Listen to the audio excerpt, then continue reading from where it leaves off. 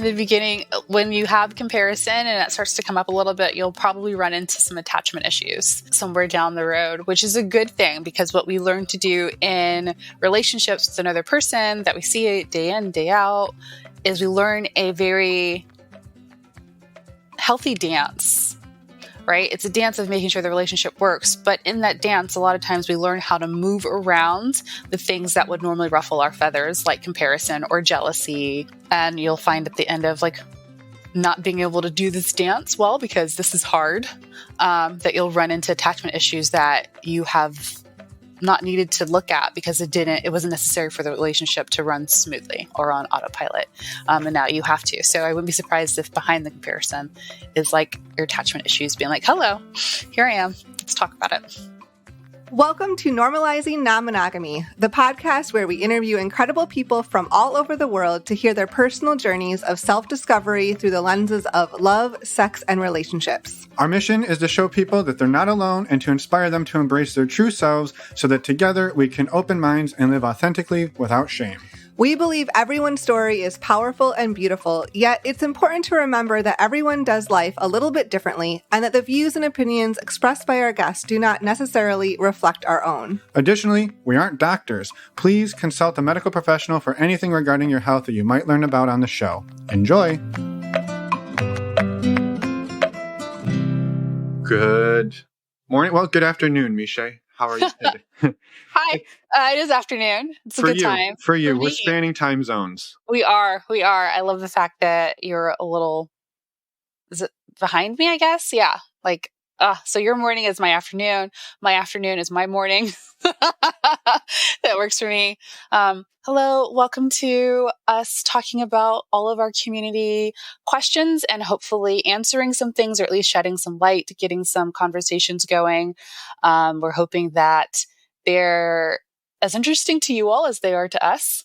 Yeah, I loved both of these questions. I think what's exciting too is one of them. So most of our questions for the last few weeks have come from within our virtual community. I think we had to get a little momentum going with our close-knit community, but we've got one that came in from the greater community, from just listeners that was somebody awesome. We didn't know. And so we're excited about that, and just wanted to remind everybody that this is for you as well. So if you have a question or concern or things, please send them in to us. There is information in the show notes about how to do that, or on our website under the Ask Us Anything tab under the podcast heading. So yeah, we're excited for this. Yes, I'm Meshai. This is Fin. Welcome if it's your first time, and we're happy that you're here, and send us some questions. We don't mind big ones or small ones or sexy ones or just emotional questions. Send them in. Yeah. And maybe just the 10 seconds on who each of us are. I've been exploring non-monogamy for over 15 years and have interviewed hundreds of people and read and researched lots and lots and lots, and have a lot of practical experience. And I'm also finishing up a year-long coaching program as well for sex and relationship coaching. And so those are sort of my 2-second credentials. And Meshai, what makes you qualified enough to have an opinion on these topics? I don't know if I'm ever going to be qualified enough, but I do have opinions. I am a marriage and family therapist. However, in the majority of the realms that I work in E&M, I come at it from a coaching practice stance. I've been personally E&M for about 4.5 years now, and are still working through all of my own, what is this and what are these combinations of emotions? So I come from not only a therapy tool set, coaching tool set, but also a personal experience toolkit, trying to figure out how I'm also walking through life and doing this well. And I've been working with couples and individuals now for about 6 years, and I'm enjoying it. So I'll keep doing it. I love it. I think there's one part of your intro that I would love to highlight, because I think it underscores a theme for today, which is you said you've been doing this about 4.5 years in the world of non-monogamy, and you're a coach and a therapist, and you're still figuring it out 4.5 years in. Figuring it out. Okay. I just think that's an important framing. And I will say that having been doing this for over 15 years and some transitions in the last few years that have brought polyamory to the forefront versus more of a casual, I would say, friends with benefits dynamic, I'm still learning a lot. So just the learning never stops, I think is one of the important things. And so we're both learning, but I think that's really important for these two questions that we've got today. Yeah. So without further ado, should we jump into the first one? Let's get it. Hi, I'm kind of new to this. I've been in a polyamorous relationship for like 3 months now, and kind of new to the feelings associated with it and go along with it. And the biggest thing that I'm trying to wrap my head around is how to get around the comparing to my partner's partners. But is that a thing? And how do you work around that, or how do you get through it? Not that I'm struggling with it, but it's kind of been a little bit of a concern. Yeah, well, it is a good question. And I'm just curious, Meshai, have you ever compared yourself to a metamor? No. Not yet? I was like, all of this is perfect. I'm not worried. We're good. Yeah. No, comparison is so normal. It's like you do it from the time you start school and realize that other people have other things that you don't have. And maybe I want it. I don't know. Is what I have good enough? I think it's a very human, natural thing that we do. Yeah. And am I good enough? Could I be better? Should I be better? How can I be better? Right. And there's just it's just constantly coming at us. And I think, I wanted to start too by just saying comparison is a thing. I think pretty much everybody does it. And I think what's interesting about this for me is when you open into the world of non-monogamy and maybe polyamory more specifically, right? You have the outside world, the people who are not necessarily doing this, and their feelings are, you should be jealous. You should be comparing. How can you do this? And so you have all of these reinforcements that I should be comparing. And so maybe I wanted to say up front, listener or people listening, maybe that's not a thing for you, and that's okay. Right? You don't have to struggle with everything that everybody else struggles with. That's okay to not. And I also, within the polyamorous community, there's often a lot, and it's not from everybody. And I actually feel like maybe it's been cooling off a bit, but the hey, a good poly person wouldn't compare. A good poly person would do it like this. And I think just giving yourself the permission to be you. Yeah. Yeah. Also, I think there's a lot to be said for the fact that they're 3 months in, and if the comparison is just creeping up for you, just kind of on the peripheral, I wouldn't be surprised if it gets bigger. And that's also okay. And you're going to definitely experience a lot of opposite emotions, like maybe compersion and gratitude while also feeling jealous, or comparing yourself to the other person while also being really excited that your partner is getting to experience this with that person.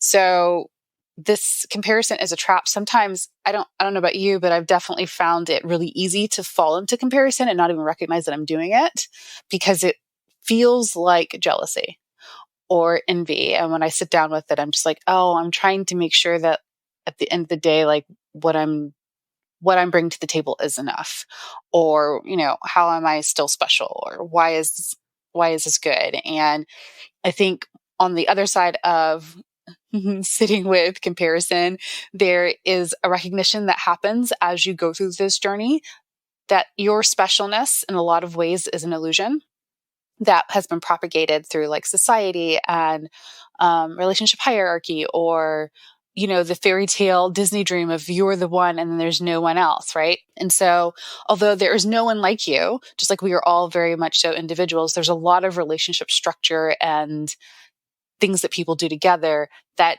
is just normal and it's not necessarily special. And so there's certainly a space in this where the comparison meets the death of specialness, and you kind of have to sit in that deconstruction of it. And it's kind of gross and doesn't feel good. Yeah. I mean, you and I were talking before we hit record, and I think you threw out the example of like, I guess I'm not the only buddy who can, or the only buddy. I'm not the only person who can DoorDash soup to my partner when they're feeling sick. And that was a thing that you had done. And then somebody else jumped in and did it. And it's like, hey man, that was our thing. That was our thing. Right. Right. And I think that ability to recognize that in some ways, right, somebody's going to we'll say stomp on your turf in some ways, right? That things that used to be unique for you may no longer be unique. And I think in the same vein, though, being able to take inventory about what does make your partnership unique and what does make you unique, because I think that and being able to have those conversations with your partner, because like a really easy example that I can think of is like, let's say birthdays, right? Maybe you and your metamor have very different financial capabilities. Yes. So birthday comes around and you're like, hey partner, I got you a really thoughtful card and I cooked you a meal and we went for a walk in the park.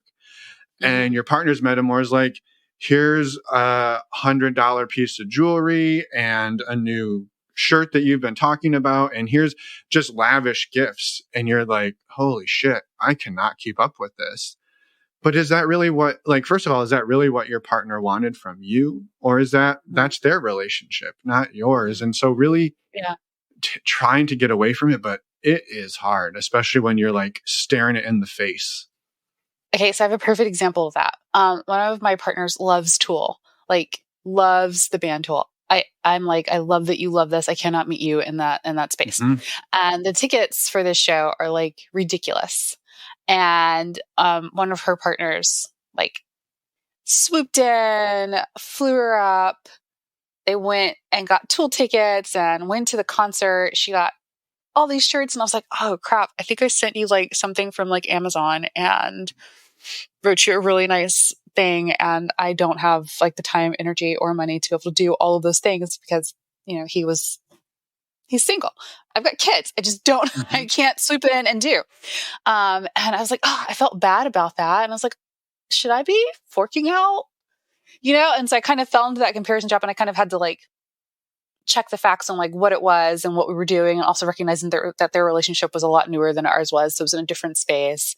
And I want her to experience all those things and enjoy all of that energy in the new relationship space, and recognize that ours was completely good and stood alone on itself, but I didn't have the space to be able to do all the things that he did. And I was happy for her. Also, I didn't want to go to Tool. Like, it's also like, I would have been there excited for her, but also like, dear Lord, when will this probably end? You know? And so I want to be happy for the fact that someone else is going to be there really enjoying Tool with her, because she knows I will not be. I will be doing it out of love. And that would be it. You know, when you get into the comparison pieces, being able to pull out little pieces that are like, is this an actual fact? Am I acting as if? Am I sitting in the shoulds? Is this actually something I want to do? Because maybe the walk in the park and the coffee and the dinner, because you were fully there and present, was absolutely sublime, just as much as the gifts and the diamond bracelet or something like that is fully sublime from the other person, because that's the energy and space and the nature of their relationship. Yeah. So yes, I think finding little spaces where you can recognize what makes your relationship unique and special and great and can't really be compared because no one is like the other person. That those parts that aren't able to be compared, that's where you want to sit. Yeah. Which, as we say here, I think after every question, which is really hard to do. It is hard to sit in that and just feel like, okay, the thing that I did is good enough. And the thing that she's going to go do or they're going to go do with their other partner, that doesn't make my thing less, but that's hard. Also, Tool fans, don't come for me. Y'all are intense. I love too, though, that you said that. Like, I think that is another thing that we often overlook is, do I even want to do this thing? That, you know, you see your partners, your metamor maybe doing something for your partner, and you're like, it's coming up for you, and you're like, I don't even want to do that, right? I don't even like sushi. Why am I worried that they're going to a sushi restaurant? Like, I have never eaten sushi in my life. Why do I care? But I think that's I think that's really important too. Yeah. The one of the last notes I had on this, Meshai, was just that comparison isn't always a bad thing. I think this opens us up in partnerships to really reflect on ourselves. And I think it could be, for me, I've seen some behavioral changes where I can see how a partner's treat my partner's partner, also known as a metamor. We've said metamor a few times. So our partner's partners are our metamors.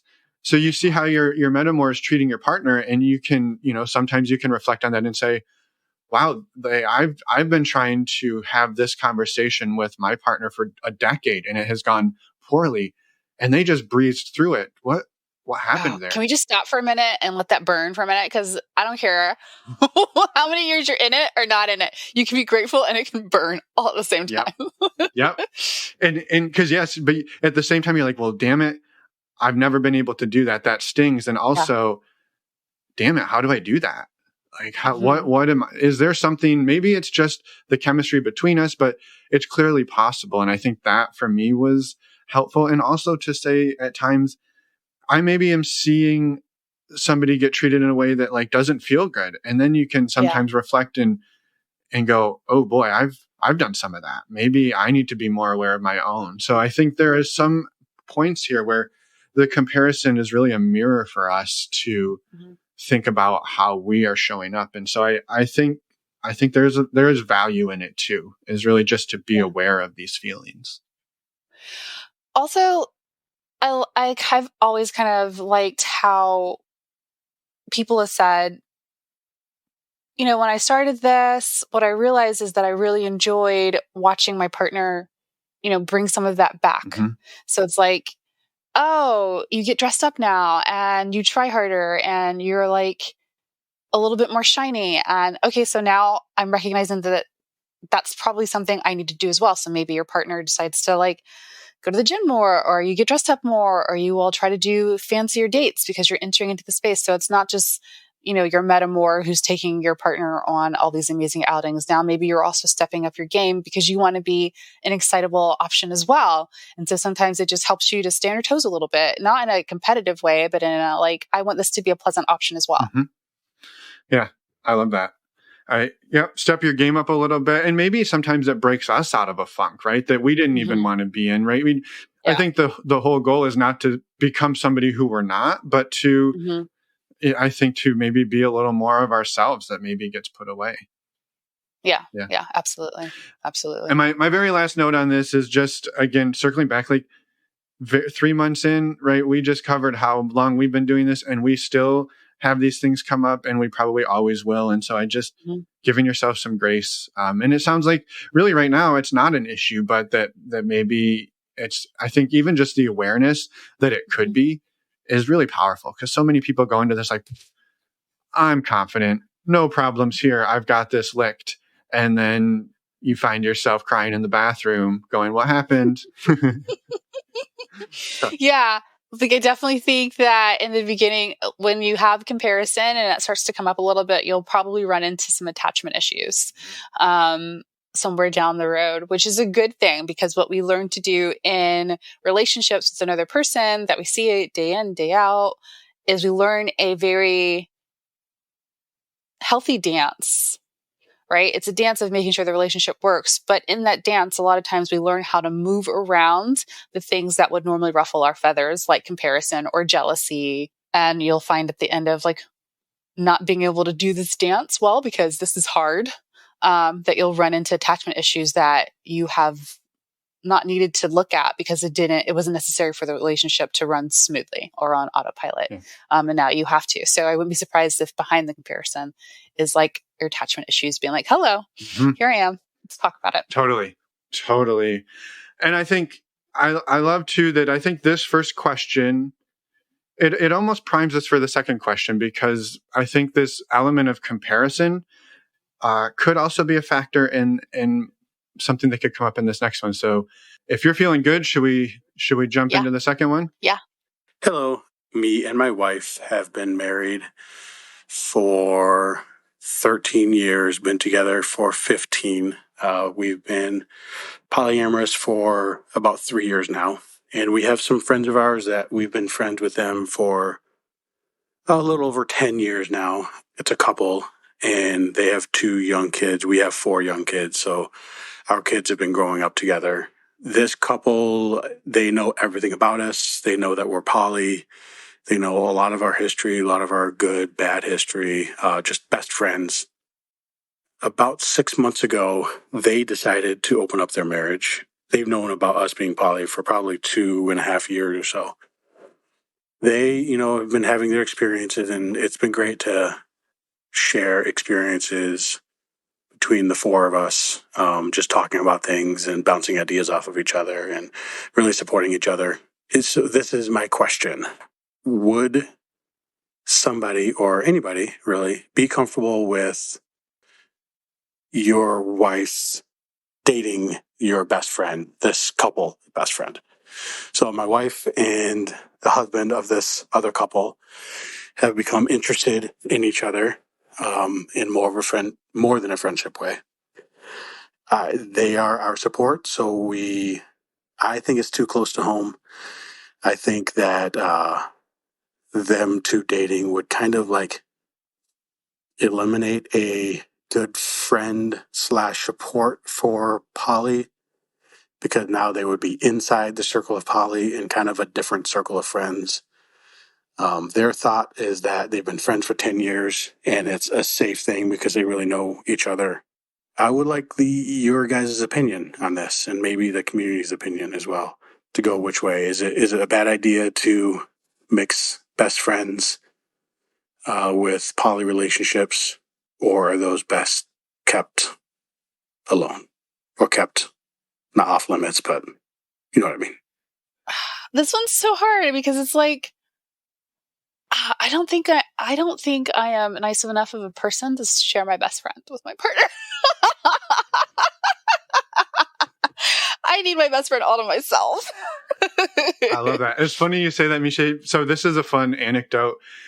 Emma's first boyfriend back in high school was my best friend. So we went to different schools. I had this best friend since first grade, and sometime in early high school or something like that, Emma and I got them together. I was like, "You 2 are amazing. You should." So like, I get the appeal here because I'm like, it's my best friend and he's amazing, and it's this other person I love and they're amazing, and like, of course. So like, I see the appeal, and yeah. So I like that we both come at that from a slightly different perspective. Like, I ain't sharing. I think at this point, I might fall in that camp too, of like, especially understanding like the support that goes into it, and all of the complexities of life today versus high school. So I think I would probably land differently today, but I do see the appeal because it's amazing. And you look at it and go, wow, this could be we're already close. We're already tight. We know each other. We trust each other, all of the things. The trust is so big too, because it's like that trust piece, it kind of helps you sleep better at night. And it's like, I know that if something went bumpy, we could talk about it, and I feel good about this, and we align on our values probably like very similarly. And I could see where this would feel like an easy fit. I feel like there's a but coming. Okay.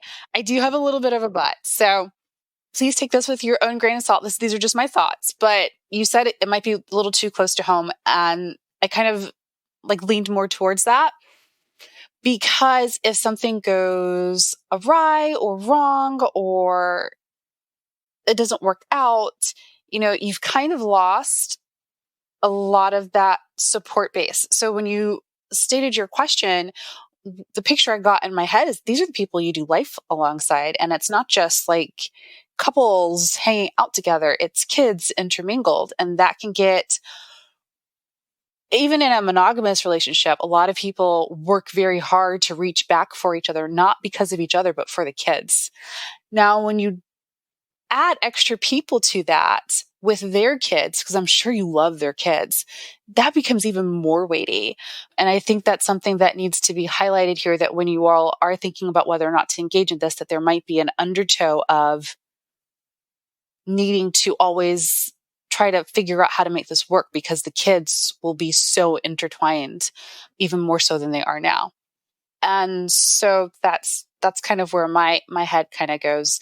And then the other thing that I was also thinking about for this particular question is, if you do decide to go down this path, a really nice long conversation before anything else happens is, how do we land this plane if we no longer want to be in it together? One of the things that, if I go back to my previous answer, the other thing that kind of pops up for me is, if you all are walking side by side and doing life so well together, there might come a point in this beautiful relationship you've cultivated where you don't see your individual marriages working out in the future without these extra people. I think that'd be such an easy, organic space to begin to enter as you all continue to intertwine your lives. And so if you don't have a plan for how to land this plane, if someone, one person or two people, want to get off this ride in a way that preserves the friendship, I could see it imploding not just the four-way connection, but also your individual relationships. Those are my thoughts. Yeah.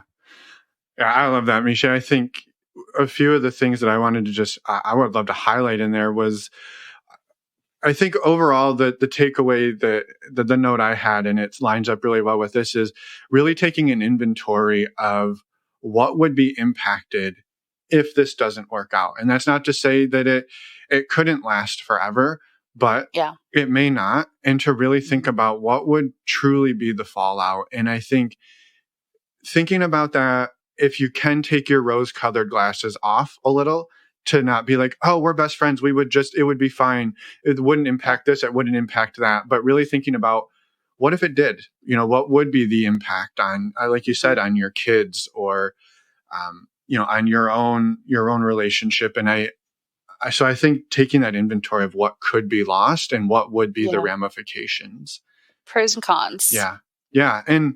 And the part the note you made about the feeling the pressure to stay together, I think that that was a really, I think, understated thing that can happen in dynamics like triads and quads and bigger groups, but also when you bring kids in, which is, this doesn't really feel great, or there's parts of this that aren't working, and maybe I would end it or transition it, but if I do, it's going to mess up my partner's relationship, or if I do, it's going to mess up my kid's best friend. And so you're now almost in a little bit of a like self-created hostage situation. And I have met some poly people who have stayed together for way longer than they wanted to because of the kids. They like fall in love with the kids, and they're like, they're like, I see this ending poorly, and they're going to take the kids from me, and I don't want that. And it still ends. It's just taken a lot longer, and they hadn't sat down and been like, what happens if this happens? How do we want to do this well? Because the kids need to be the focus, because there's love there. So those are my thoughts about it. I really hope that if you guys decide to do this or go the other way and be like, let's do this, that we just create a landing plan. It can be beautiful. It can be so organic. The reasoning behind it is beautiful because there is trust and understanding, probably a lot of shared goals and values. And 2, 3, 4 is, it's hard. It is hard. And I think a couple of pieces in there too that were, I wanted to highlight that this person said. He said clearly they are our support system. And I think that really one of the things that Emma and I have learned, and this is not a pitch for our community, but just the value of community and support around you is so critical. To have people who are close to you that you can go to and say, like, this is crazy, this is messed up. And you can say stuff like, well, my wife's boyfriend just did this. Yes. And not have the person go, your what? Why does your wife have that's your problem. If you got rid of your wife. Right. And so you can fix that. Having people who get it is so important. And especially if it's your best friend. And I think that for me is if I felt like I could not pick up my phone and text my best friend about something that I was struggling with, I honestly don't know what I would do. Right. Like that is for me a critical person in my life that I there is nothing that I would do to take that risk of losing that person. Like sometimes you need someone to be like, you're being a dumbass and here are all the reasons. But if I know that you're like have an emotional attachment or a sexual attachment to my partner, I'm going to take that with a grain of salt instead of like the pure love that it probably came from. Like I'm going to receive it differently. Yeah. Or, if you want to go and complain and your best friend is like, hey, have you thought of it from this angle? And you're like, oh my gosh, you're absolutely right. Like I'm going to hold that and show up as a better partner because I have a non-biased person who's on my side, but also on the side of the relationships working well, that doesn't have stake in any of this. Right. I need that. I need that good soft landing spot, that safety net, that soundboard. I need it. Yeah. Yeah. I think too, I completely agree with that. And I think too, there's a part in here that I don't want this to be all negative, that it's not possible. It's not that I don't think it is possible. I think it's really about assessing what the potential is for you, on the pluses and the potential risks. And I think the other one that really stuck out to me was how new, first of all, the other couple is, a few months into this. And even being 3.5 years into this, we've, having interviewed as many people as we have and been in this as long as we have, we hear often from people that it's, the first 6 years, the first 7 years, the first decade was just tumultuous. We were learning so much about ourselves. We were fixing all of this stuff that was we hid under the rug that we didn't know was there for a decade. I'm speaking from experience here. Emma and I, we had stuff that we piled under our relational rug for years and years and years, and we're just unpacking it now, 15 years into non-monogamy. So same. Yeah, same.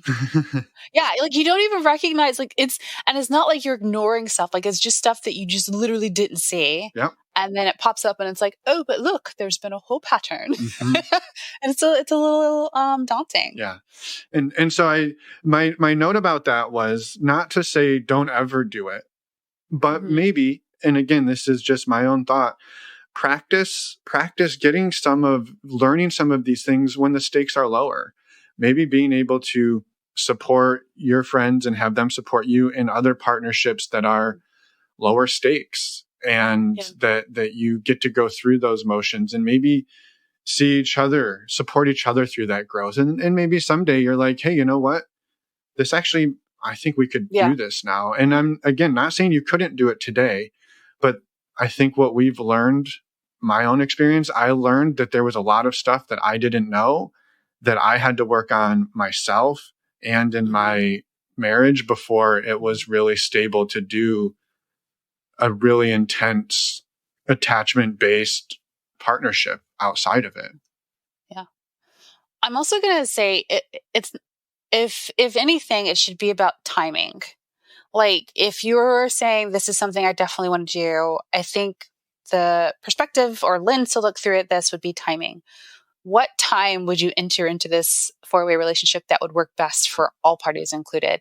And that timing might be like when the kids are closer to like graduating and it's just the 4 of us we have to work on and not also all these other responsibilities that we have. Or like Fin said, maybe getting some time underneath our belt so that you can figure out what relationship structure and style in poly even works for you. When I started poly, I was like, I want to move on to a commune. I want all my people around me. I want some horses and chickens. And now I'm like, everybody get out of my house. I want all my space. I will come visit you. You come visit me. We're good. Yep. But I didn't know that in the beginning. Yep. I love that. I think that's so valuable. We don't know what we don't know until we know it. And again, you'll never know everything, right? And so we're not like, I get that. I agree with that argument 100% that at a certain point, we do have to take risks in life. And I think that for me is really this risk inventory. What's at stake here? And is it worth it for us? Or maybe today isn't the day. Maybe it's in 5 years. I don't know. Yeah. I wanted to offer one resource at the end of this that I think is a really valuable one that I've come back to a few times for myself in the last few months is an episode of another podcast I edit for Libby Sinback called Making Polyamory Work. And it was episode 91 called The Heart Wants What It Wants. And my sort of takeaways from this are really just assessing your life and saying, what can my actual life support? Maybe I am madly in love with this person and they are truly my soulmate. If that's a thing that you believe in, they are my soulmate. But I met them at a point where I've been in a marriage for 30 years and I have kids and I have a home and I have a business and so what is going to be the impact on my life to be with my soulmate? Is it worth it? And maybe it is, but maybe it's saying my life just can't support this thing that I want in the way that my life is today. Can I restructure my life over time to maybe get there? Sure. But I think that to me is a really important thing, is just saying what am I capable of today? And if I'm not capable of the things I want, how do I change my capacity to my capabilities to achieve them? Oh, that's such a good idea. I like that so much. Libby's awesome. Also, I think sometimes we kind of get into this space in new relationships or this relationship structure where you think you found like something really amazing and gorgeous, and we can get a little tunnel vision. I'm not saying that's how you all are at all, but it can feel like this might be the only thing that might work in this way. And I heard somebody say, I was probably doom scrolling through like Instagram or whatever, but I remember one of them was talking about how, you haven't met all the people who are going to love you, and, all of the people who could possibly be your soulmate or your person could probably fill a football stadium. Like all the people in the world that might actually be very, very compatible with you. And so there is no need for rush or to lock it down or to figure out how to maneuver like that specifically right. And I am preaching to the choir because I will do some emotional math in my head like nobody's business, and I'm like maneuvering things, but it makes you exhausted and it keeps you out of being in the present. And there isn't a scarcity here. So I just want to also offer that up as just like a good reminder. Yeah. But it feels so good when you meet that person and you're just like, oh my God, your brain's just like, just buzzing on chemicals. It's oh my gosh. It's good. It's a good time. It's a good time. Most of the time. I love it. Well, Meshai, how do you feel about that one and putting a bow on it Let's put a bow on it. Put a bow on it? Perfect. Let's put a bow on it. And so that, I guess that's really sort of what we have for everybody today, other than just, I guess maybe it's the end of the year. We're deep in the holiday season. We got a couple of days left of the year. So I want to say thank you to everybody for we've gotten some feedback from all of you about these episodes, and that's been wonderful, and for supporting Meshai and I doing this for the last few months. And we're kind of finding a groove and worked out some of our audio problems and technical glitches, and we're having a good time, and we just hope you are as well. Yeah, I'm just excited to hang out with everybody. And these questions are amazing. I love that they're really thought-provoking, and you can tell that it comes from the community, and that's beautiful. Yeah. I'm also really looking forward to you guys hanging out in my neck of the woods here pretty soon. That's true. We are, for anybody who's still hanging on, we're going to be in Atlanta. Emma and I will be in Atlanta on January 12th to the 14th for our community retreat. So that is members of our official virtual community, which you can find out more on our website, normalizingnonmonogamy.com. Click on the community tab. There's still a chance you could join us. We can probably squeeze you in. So if you join the community and let us know that you're interested, we can hook you up. So we'd love to have you. All right. With that, we'll say Happy New Year to everybody. We'll see you in January, and we hope everybody stays safe. Awesome. Happy holidays. Thank you, Meshai. Have a wonderful holiday yourself. You too. Whoopsies. One more thing. We just wanted to remind everybody where to find Meshai before we say goodbye. So Meshai, if people want to learn more about you and your coaching work and work with you or get more information, how should people do that? Yeah, take a look at us. We are at expansiveconnection.com. We have some holiday offerings, things to offer your relationships. We believe in buying yourself self-improvement things and working on yourself, but also buying gifts for the relationship. So you can also look at booking coaching sessions with us if that's something that you'd be interested in. There's 5 of us now, so scrolling down, but you can also find me there and book a session with me, and I'd love to work with you. Yeah, I love it. And I throw my full support behind all of the coaches at Expansive Connection, just amazing people. So thank you. Thank you again, Meshai. And this time, goodbye for real. Yeah, we'll see you in 2024. It's insane.